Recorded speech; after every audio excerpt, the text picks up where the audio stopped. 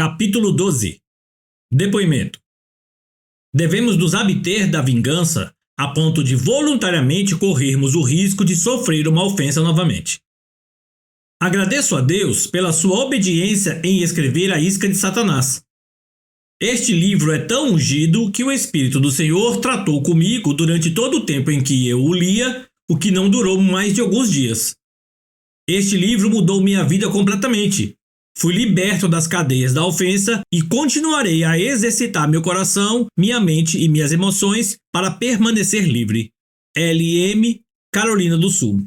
Vingança, a armadilha. Não tornei a ninguém mal por mal. Esforçai-vos por fazer o bem perante todos os homens. Romanos capítulo 12, versículo 17. Como vimos claramente no último capítulo, agarrar-se à ofensa da falta de perdão é como recusar-se a cancelar a dívida de alguém. Quando uma pessoa é magoada por alguém, ela acredita que há uma dívida a ser paga a ela. Ela espera um pagamento de algum tipo, quer seja monetário ou não. O nosso sistema jurídico existe para vingar as partes prejudicadas ou lesadas. Os processos judiciais resultam de pessoas que tentam satisfazer suas dívidas. Quando uma pessoa é magoada por outra, a justiça diz que a pessoa comparecerá em juízo pelo que fez e pagará caso seja considerada culpada. O servo que não quis perdoar queria que o seu conservo pagasse o que devia, e assim ele buscou a sua compensação no tribunal. Este não é o caminho da justiça. Não vos vingueis a vós mesmos, amados, mas dai lugar à ira, porque está escrito: a mim me pertence a vingança. Eu é que retribuirei, diz o Senhor. Romanos 12, 19. Não é certo nós, filhos de Deus, nos vingarmos, mas é exatamente isso que procuramos fazer quando nos recusamos a perdoar. Desejamos, procuramos e planejamos e executamos a vingança. Não queremos perdoar até que a dívida seja inteiramente paga, e só nós podemos determinar qual é a compensação aceitável. Quando procuramos corrigir o mal que nos foi feito, nos colocamos na posição de juízes, mas sabemos que um só é legislador e juiz, aquele que pode salvar e fazer perecer. Tu, porém, quem és, que julgas o próximo? Irmãos, não vos queixeis uns dos outros, para não serdes julgados. Eis que o juiz está às portas. Tiago capítulo 4, versículo 12 e capítulo 5, versículo 9. Deus é o justo juiz. Ele trará o julgamento reto, mas retribuirá segundo a justiça. Se alguém fez o mal e se arrepende verdadeiramente, a obra de Jesus no Calvário cancela a dívida. Você pode dizer, mas o mal foi feito a mim e não a Jesus. Sim, mas você não percebe o mal que fez a ele, uma vítima inocente. Ele não tinha culpa alguma, ao passo que todos os outros seres humanos pecaram e estavam condenados à morte. Cada um de nós infringiu as leis de Deus que transcendem as leis da terra. Todos nós deveríamos ser condenados à morte pela mão do mais alto tribunal do universo se a justiça prevalecesse. Você pode não ter feito nada para provocar o mal que sofreu das mãos de outra pessoa, mas se comparar o que lhe foi feito com aquilo que lhe foi perdoado, verá que não há comparação. Se você acha que foi passado para trás, é porque perdeu a noção da misericórdia que lhe foi estendida. Nenhuma área de rancor. De acordo com a aliança do Antigo Testamento, se você me fizesse algum mal, eu teria o direito legal de fazer o mesmo com você. Era dada permissão para se cobrar uma dívida, retribuindo o mal com o mal. Ver Levítico capítulo 24, versículo 19 e Êxodo capítulo 21, versículos 23 a 25. A lei era suprema. Jesus ainda não havia morrido para libertar os homens. Veja como ele se dirige aos crentes da nova aliança. Ouvistes o que foi dito, olho por olho, dente por dente. Eu, porém, vos digo, não resistais ao perverso, mas a qualquer que te ferir na face direita, volta-lhe também a outra. E ao que quer demandar contigo e tirar-lhe a túnica, deixa-lhe também a capa. Se alguém te obrigar a andar 1 milha, vai com ele 2. Dá a quem te pede e não te volte as costas ao que deseja que lhe emprestes. Mateus capítulo 5, versículos 38 ao 42. Jesus elimina qualquer área de rancor. Na verdade, ele diz que devemos nos abster da vingança a ponto de voluntariamente corrermos o risco de sofrer uma ofensa novamente. Quando procuramos corrigir o mal que nos foi feito, nos colocamos na posição de juízes. O servo que não quis perdoar, em Mateus 18, fez isso quando colocou seu conservo na prisão. Este servo que não perdoou, por sua vez, foi entregue aos verdugos, e sua família foi vendida até que ele pagasse toda a dívida.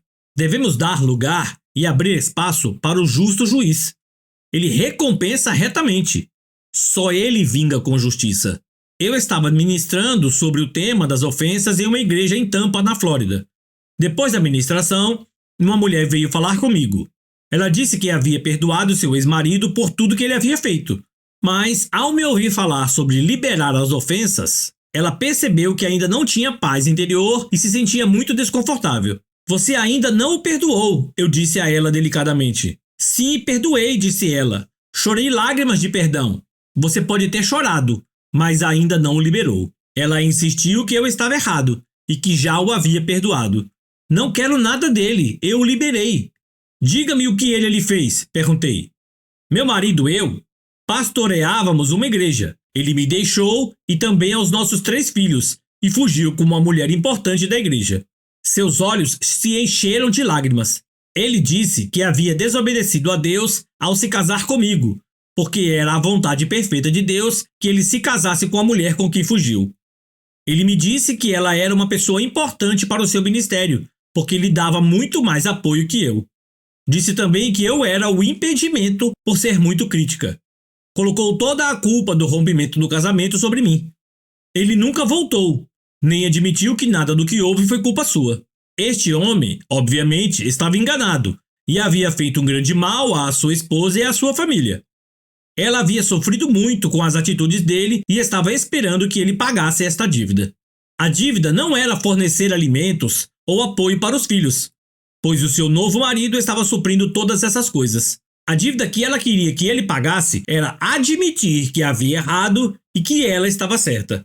Você não o perdoará até que ele venha até você e diga que ele estava errado, que foi culpa dele e não sua, e depois peça a você que o perdoe. Este é o pagamento pendente que a tem mantido cativa, mostrei a ela. Se Jesus tivesse esperado que nós fôssemos até ele e pedíssemos desculpas dizendo, estávamos errados, o Senhor estava certo, perdoe-nos, ele não teria nos perdoado da cruz. Quando ele estava pendurado na cruz, ele clamou, Pai, perdoa-lhes porque não sabem o que fazem. Lucas 23:34. Ele nos perdoou antes que fôssemos até ele confessando as nossas ofensas contra ele. Somos alertados pelas palavras do apóstolo Paulo. Assim como o Senhor vos perdoou, assim também perdoai vós. Colossenses 3:13. E sede uns com os outros benignos, compassivos, perdoando-vos uns aos outros, como também Deus em Cristo vos perdoou. Efésios 4:32. Quando eu disse àquela mulher, você não o perdoará até que ele diga, eu estava errado, você estava certa, as lágrimas desceram por seu rosto. O que ela queria parecia pequeno em comparação com toda a dor que ele causara a ela e a seus filhos. Mas ela estava cativa da justiça humana.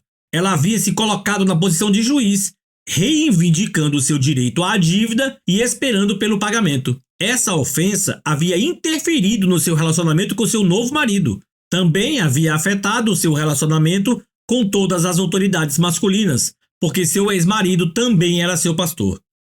Frequentemente, Jesus comparava o estado do nosso coração ao do solo. Somos alertados a estarmos arraigados e fundamentados no amor de Deus. A semente da palavra de Deus, então, criará raízes em nosso coração e crescerá, e finalmente produzirá frutos de justiça. Estes frutos são amor, alegria, paz, longanimidade, benignidade, bondade, fidelidade, mansidão e domínio próprio. Ver Gálatas capítulo 5, versículos 22 e 23. Mas o solo só produzirá aquilo que for plantado nele. Se plantarmos sementes de dívida, falta de perdão e ofensa, outra raiz brotará no lugar do amor de Deus. Ela se chama raiz de amargura. Francis Frangipane deu uma excelente definição de amargura. Amargura é a vingança não realizada. Ela é produzida quando a vingança não é satisfeita no nível que desejamos. O escritor do livro de Hebreus falou diretamente sobre este tema. Segui a paz com todos e a santificação, sem a qual ninguém verá o Senhor, atentando diligentemente, porque ninguém seja faltoso, separando-se da graça de Deus. Nem haja alguma raiz de amargura que brotando vos perturbe, e por meio dela muitos sejam contaminados. Hebreus capítulo 12, versículos 14 e 15. Observe as palavras muitos sejam contaminados. Será que esses muitos poderiam ser mais uma vez aqueles que Jesus disse que se escandalizariam nos últimos dias? Ver Mateus 24:10. A amargura é uma raiz. Se as raízes forem tratadas, regadas, protegidas, adubadas e receberem atenção, elas aumentarão em profundidade e força. Se não forem tratadas rapidamente, será difícil arrancá-las. A força da ofensa continuará a crescer. Por isso somos exortados a não deixarmos que o sol se ponha sobre a nossa ira. Vê Efésios 4:26. Em vez do fruto de justiça ser produzido, veremos uma colheita de ira, ressentimento, ciúmes, ódio, contenda e discórdia. Jesus chamou estes frutos de frutos maus. Vê Mateus 7, versículos 19 e 20. A Bíblia diz que uma pessoa que não busca a paz, liberando as ofensas, finalmente será contaminada. Aquilo que é precioso terminará por se corromper pela maldade da falta de perdão. Um rei em potencial contaminado. Anteriormente vimos como Davi permaneceu leal ao rei Saul, mesmo quando Saul não era leal a Davi. Davi não procurou se vingar, mesmo quando teve a oportunidade de fazê-lo por 2 vezes. Davi era um homem segundo o coração de Deus. Ele deixou que Deus julgasse entre Saul e ele. Quando o julgamento de Deus caiu sobre Saul, Davi não se alegrou. Ele lamentou por Saul porque não tinha qualquer amargura contra ele.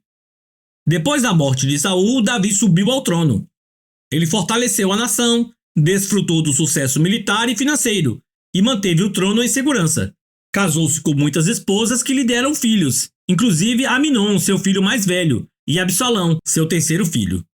Aminon, filho de Davi, cometeu uma grave ofensa contra sua meio-irmã, Tamar, que era irmã de Absalão. Ele fingiu estar doente e pediu que seu pai mandasse Tamar lhe servir comida. Quando ela o fez, ele ordenou que os criados saíssem e a violentou. Então ele a desprezou e fez com que ela fosse retirada de sua presença. Ele havia destruído a vida de uma princesa real virgem, entregando-a à desgraça e à vergonha. Vê 2 Samuel capítulo 13. Sem dizer uma palavra a seu meio-irmão, Absalão levou sua irmã para sua casa e cuidou dela. Mas ele passou a odiar Aminon pelo que fizera a Tamar. Absalão esperava que seu pai punisse seu meio-irmão. O rei Davi ficou indignado quando soube da maldade de Aminon, mas não tomou nenhuma atitude. Absalão ficou arrasado com a falta de justiça de seu pai. Tamar já havia vestido as vestes reais reservadas às filhas virgens do rei. Agora ela estava vestida de vergonha. Ela era uma bela moça e provavelmente seria tida em alta estima pelo povo. Agora ela vivia reclusa, impossibilitada de se casar, porque já não era mais virgem. Não era justo. Ela havia atendido ao pedido de Aminon por ordem do rei e foi violentada. Sua vida estava terminada, ao passo que o homem que havia cometido aquela atrocidade vivia como se nada tivesse acontecido. Ela carregava o peso de tudo aquilo. Sua vida agora estava em ruínas. Dia após dia, Absalão viu sua irmã sofrendo. A existência perfeita de uma princesa havia se tornado um pesadelo. Absalão esperou por 1 ano que seu pai fizesse alguma coisa, mas Davi não fez nada. Absalão estava escandalizado com seu pai e odiava o mau Aminon. Depois de 2 anos, o seu ódio por Aminon deu à luz um plano para assassiná-lo. Absalão provavelmente pensou: vingarei minha irmã, uma vez que a autoridade devida prefere não fazer nada. Ele deu uma festa para todos os filhos do rei. Quando Aminon de nada suspeitava, Absalão fez com que ele fosse morto. Absalão então fugiu para Gesur, tendo concluído sua vingança contra Aminon. Mas a ofensa que ele levava em seu coração contra seu pai ardia cada vez mais forte, principalmente quando ele estava longe do palácio. Seus pensamentos estavam envenenados pela amargura. Ele passou a ser um especialista em criticar as fraquezas de Davi, mas esperava que seu pai mandasse chamá-lo. Davi não fez. Isto alimentou o ressentimento de Absalão. Talvez estes fossem os seus pensamentos. Meu pai é aclamado pelo povo, mas eles estão cegos quanto à verdadeira natureza dele. Ele não passa de um homem egocêntrico que usa Deus como uma capa. Ora, ele é pior do que o rei Saul. Saul perdeu o seu trono por não matar o rei dos Amalequitas e por poupar algumas de suas melhores ovelhas e bois. Meu pai cometeu adultério com a mulher de um dos seus homens mais leais. Depois, ele cobriu o seu pecado, matando o homem que era leal a ele. Ele é um assassino e adúltero. Foi por isso que ele não puniu Aminon. Ele encobre tudo isso com a sua falsa adoração a Jeová. Absalão permaneceu em Gesur por 3 anos. Davi havia sido consolado pela morte do seu filho Aminon, e Joabe havia convencido o rei a levar Absalão para casa. Mas Davi ainda se recusava a se encontrar com Absalão face a face. Mais 2 anos se passaram, e Absalão finalmente voltou a ter o favor do rei, que lhe restituiu todos os privilégios de antes. Mas a ofensa no coração de Absalão permaneceu forte como antes. Absalão era perito em manter as aparências. Antes de assassinar Aminon, Absalão não falou com Aminon nem mal nem bem, porque odiava Aminon, segundo Samuel capítulo 3, versículo 22. Muitas pessoas são capazes de ocultar a ofensa e o ódio como Absalão fez. Como resultado desta atitude crítica gerada pela ofensa, ele começou a atrair a si todos os que estavam descontentes. Passou a estar disponível a todo Israel, dedicando tempo a ouvir as reclamações do povo. Ele se lamentava dizendo que as coisas só seriam diferentes se ele fosse rei. Julgava as causas do povo, uma vez que parecia que o rei não tinha tempo para eles. Talvez Absalão julgasse as causas deles porque achava que ele próprio não havia recebido um tratamento justo. Ele parecia estar preocupado com o povo. A Bíblia diz que Absalão roubou o coração do povo de Israel de seu pai, Davi. Mas será que ele realmente estava preocupado com eles? Ou estava procurando um meio de roubar o trono de Davi, aquele que o havia ofendido? Peritos no erro. Absalão atraiu Israel a si e se levantou contra Davi. O rei Davi teve de fugir de Jerusalém para salvar a sua vida. Parecia que Absalão iria estabelecer o seu próprio reinado, mas ele acabou sendo morto quando perseguia Davi, embora este tivesse ordenado que ninguém o tocasse. Absalão, na verdade, foi morto pela sua própria amargura e ofensa. O homem que tinha tanto potencial, herdeiro do trono, morreu na flor da idade por ter se recusado a liberar a dívida que ele achava que seu pai tinha para com ele. Terminou por se contaminar. Os assistentes dos líderes das igrejas geralmente se ofendem com a pessoa a quem servem. Eles logo se tornam críticos, peritos em tudo que há de errado com o seu líder ou com aqueles que ele ou ela levanta. Eles se ofendem. A visão deles fica distorcida.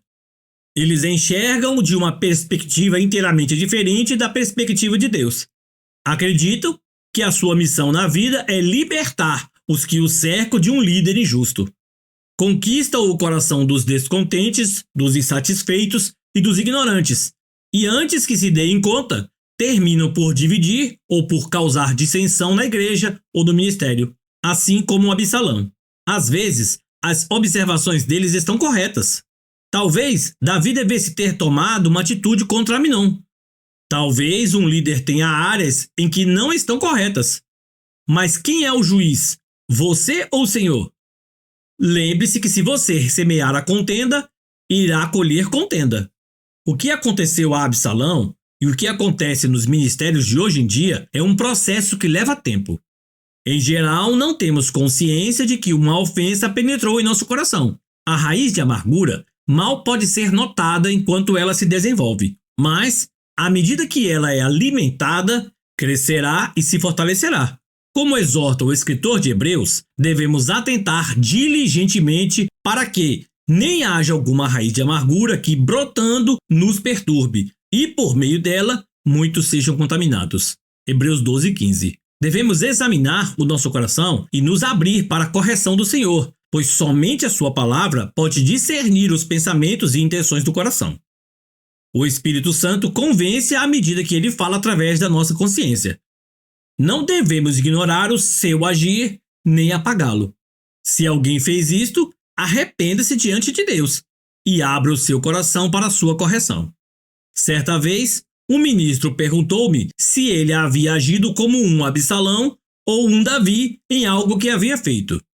Ele havia atuado como assistente de um pastor em uma cidade e o pastor o despediu.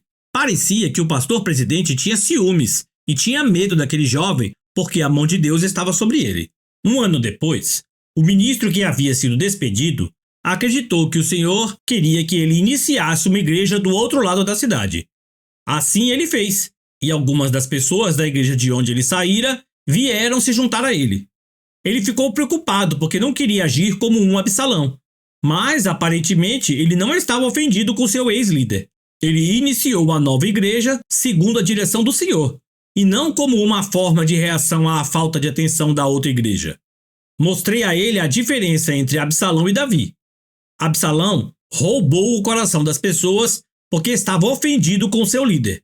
Davi encorajava as pessoas a permanecerem leais a Saul, embora Saul o atacasse.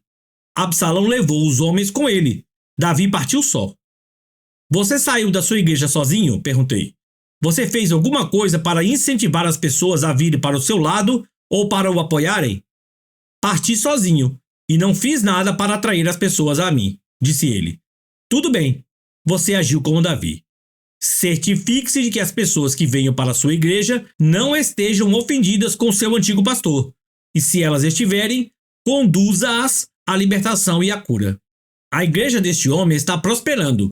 O que muito apreciei a respeito dele foi que ele não teve medo de examinar o seu coração.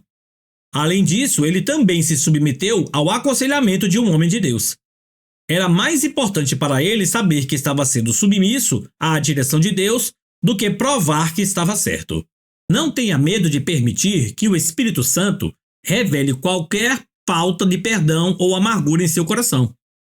Quanto mais você esconder estas coisas, mais fortes elas se tornarão e mais duro seu coração ficará. Mantenha o coração brando. Como? Longe de vós toda amargura e cólera e ira e gritaria e blasfêmias, e bem assim toda malícia. Antes, sedes uns para com os outros benignos, compassivos, perdoando-vos uns aos outros, como também Deus em Cristo vos perdoou. Efésios capítulo 4, versículos 31 e 32.